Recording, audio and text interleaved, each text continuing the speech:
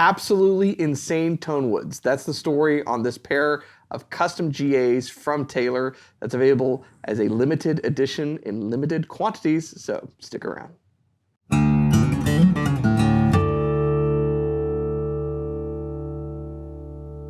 Hey, you're watching Alamo Music TV. My name is Chris McKee. And I'm Cooper Greenberg.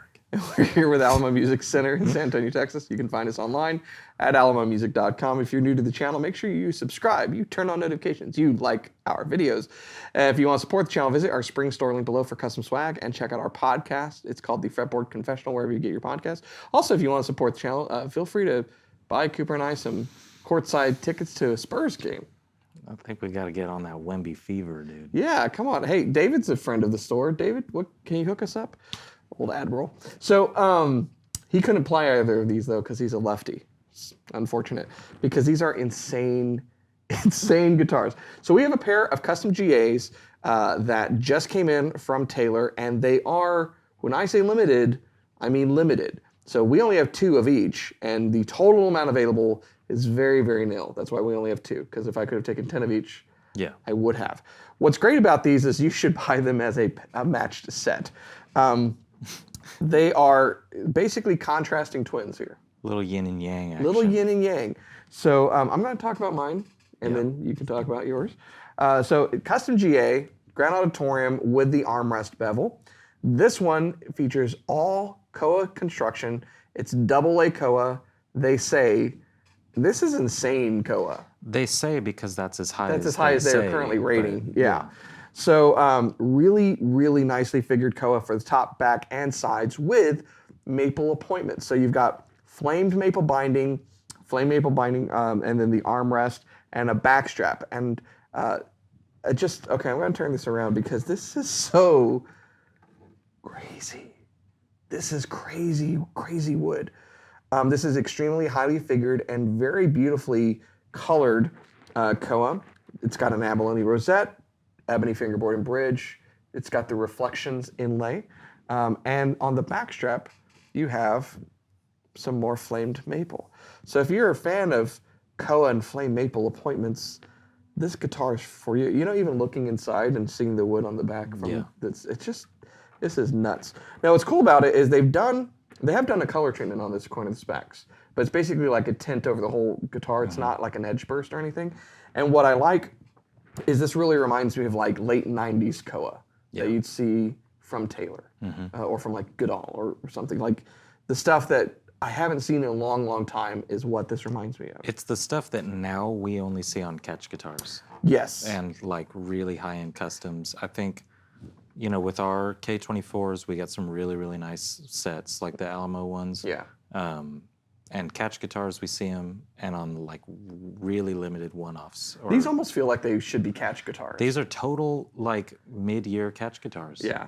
Bronze tuners, which is very cool. I feel like Aaron Dablo at Taylor just went, what can we do in the computer, and came up with these, because these are really, really nice.